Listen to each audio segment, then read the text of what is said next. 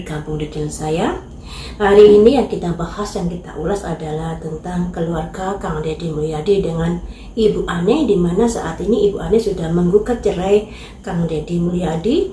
Dan menurut prediksi saya kemarin itu kayaknya ada masalah di dalam hubungan rumah tangga mereka terkait dengan kurangnya komunikasi, dan tentunya mereka lebih banyak kerja di luar karena sama-sama memiliki tugas dan mandat dari negara.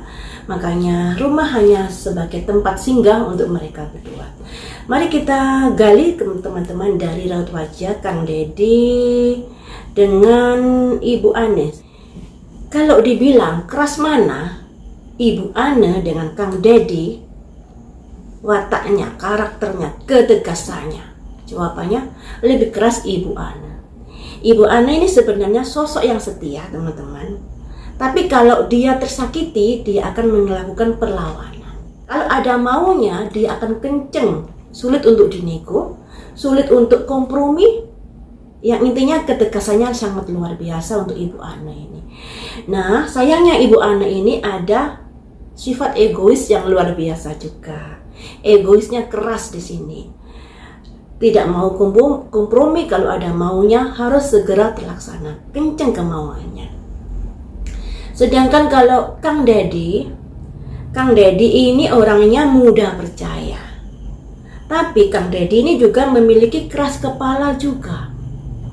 Nah, kalau Kang Deddy ini kalau ada masalah dalam rumah tangga, kemungkinan dia suka grundel. Ngomong begini. Nah, kalau Ibu Putri, Ibu Ana ini langsung to the point ngomongnya, nggak banyak ngomong, begitu ngomong langsung nyelekit. Ini kalau Ibu Ana. Sedangkan kalau Pak Deddy ini lebih agak low profil sebenarnya orangnya ketimbang Ibu Ana. Tapi Kang Deddy ini juga memiliki keras kepala juga. Pasti ada sesuatu yang menyakitkan yang dia sudah rasakan dan dia tidak bisa memberi maaf, atau dia sudah di titik kesabarannya yang pada akhirnya dia melakukan gugatan perceraian itu. Pasti ada sebabnya ini. Biasanya orang yang karakternya seperti Ibu Ane ini, dia tipe setia, teman-teman. Tipe setia, hanya saja kalau sudah tersakiti dia akan melakukan perlawanan. Nah, ketika melakukan perlawanan di sini egonya yang muncul, akal sehatnya terkalahkan dengan kekerasan hatinya. Makanya di sini akan lebih baik kalau Ibu Ane lebih merenung ke dalam dulu, lebih cooling down dulu, lebih menyepi dulu. Apa sih yang diuntungkan kalau perceraian? Nanti anak-anaknya bagaimana? Kemudian kerugiannya kalau perceraian juga bagaimana? Harus dipertimbangkan untung ruginya. Karena yang namanya rumah tangga itu bukan untuk diri kita sendiri, tapi juga untuk anak-anak. Anak-anak itu adalah hal yang utama di dalam keluarga kita, ya. Pastinya harta yang paling berharga itu adalah anak-anak. Makanya sebagai orang tua harus berkorban demi anak-anak.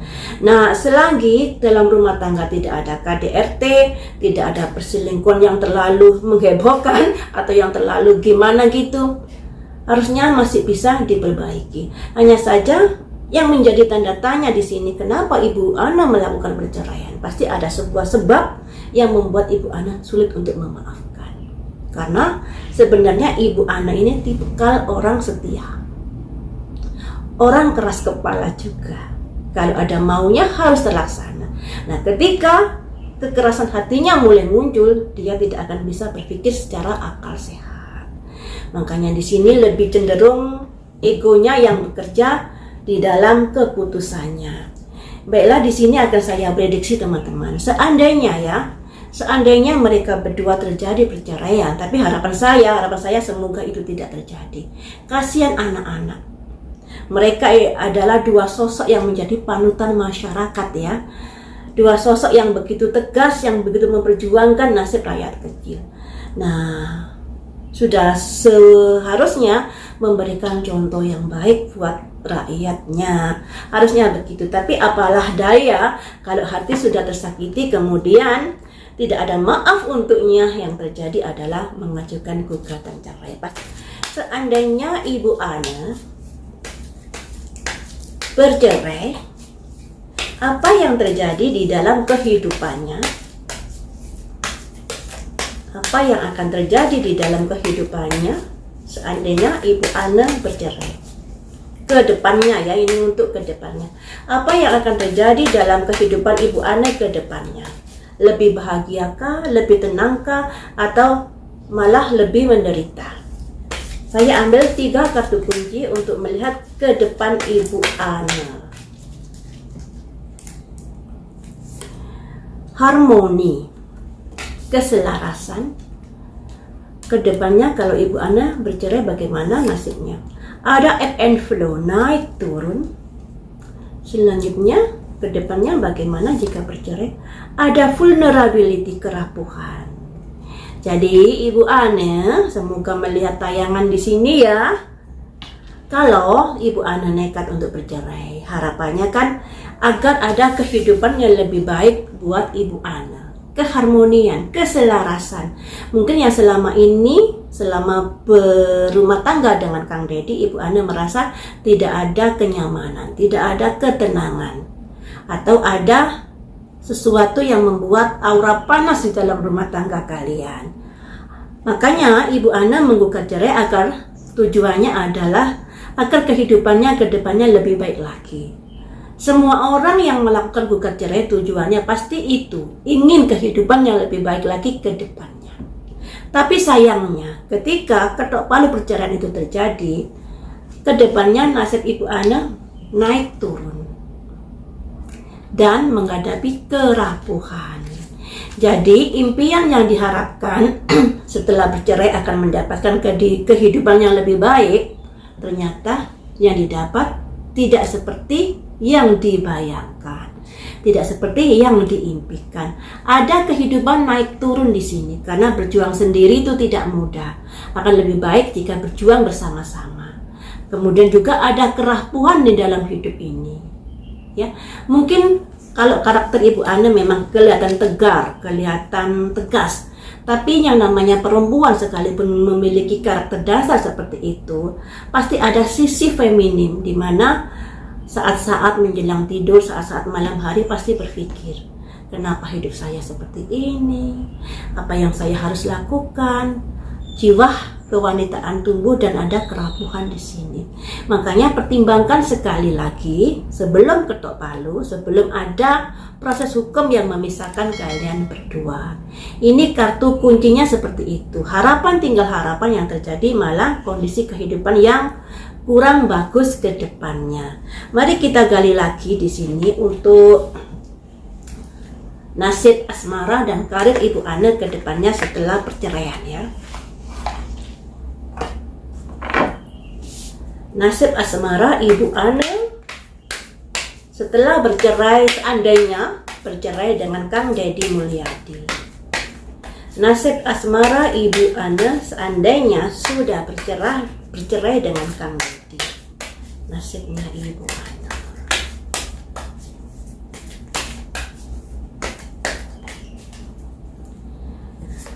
Ada kondisi ego teman-teman,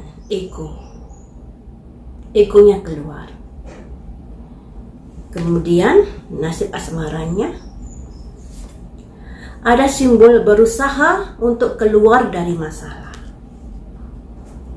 Nasib asmaranya ke depannya ada happy success. Kayaknya Ibu Ana nanti akan ada sosok yang menggantikan Kang Deddy ya. Selanjutnya bagaimanakah hubungan mereka berdua nantinya? The lovers, ada cinta di sini. Selanjutnya, tapi hati-hati juga, ada simbol pedang 5 ya, ada simbol pedang 5 dalam mengambil keputusan. Jangan gambling di sini, jangan bermimpi hidup nanti setelah saya dengan seseorang ini akan mendapatkan kebahagiaan dan lain sebagainya. Kenyataannya tidak seperti yang dibayangkan. Seperti itu teman-teman, saya bacakan artinya ya. Di sini Ibu Ana berusaha untuk menyudahi sebuah hubungan rumah tangga dikarenakan ego. Ego lebih dominan ke ego di sini karena pastinya ada sesuatu sebab yang membuat Ibu Putri mengajukan gugat cerai. Mungkin Kang Deddy sudah menyakiti karena sebenarnya Ibu Putri ini tipikal orang setia sebenarnya, tegas dan sulit untuk dinego dan juga sulit untuk dirayu. Makanya di sini ketika sudah tersakiti, egonya memuncak, kurang pikir panjang. Mungkin juga karena kesabarannya sudah habis. Makanya di sini dia berusaha menyudahi masalahnya dengan Kang Deddy dengan melakukan gugat cerai. Tapi di sini teman-teman, ada kondisi di mana terpikat dengan seseorang, the lovers. Dan ada kemungkinan akan menjalin hubungan dengan orang ini, bisa jadi nanti ada ke arah hubungan yang serius. Tapi yang didapat mungkin hanya sebatas kebahagiaan sekejap. Akhirnya nanti juga akan mendapatkan kondisi-kondisi yang kurang bagus ini.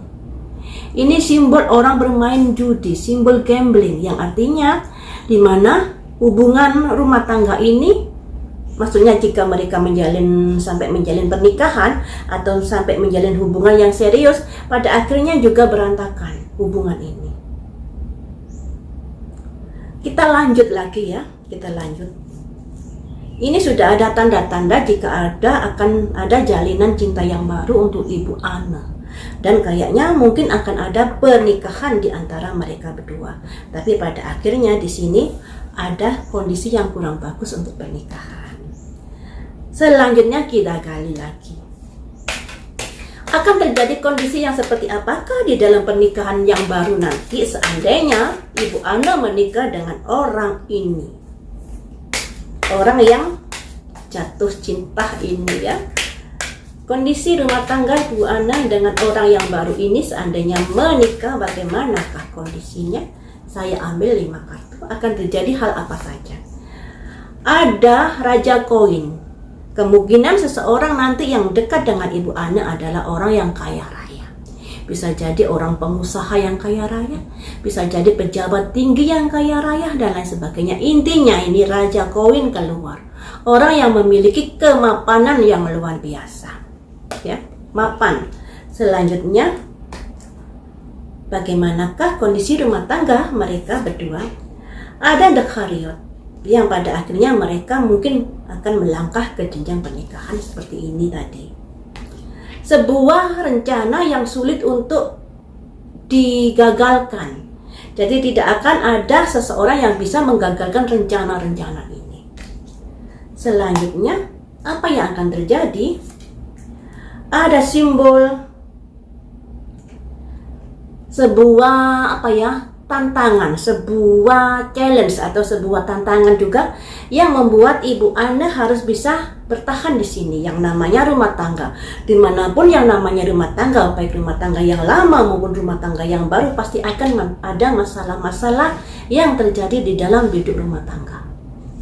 Atau seandainya ini belum sampai ke rumah tangga, pasti akan ada hal-hal masalah di dalam sebuah hubungan berpacaran.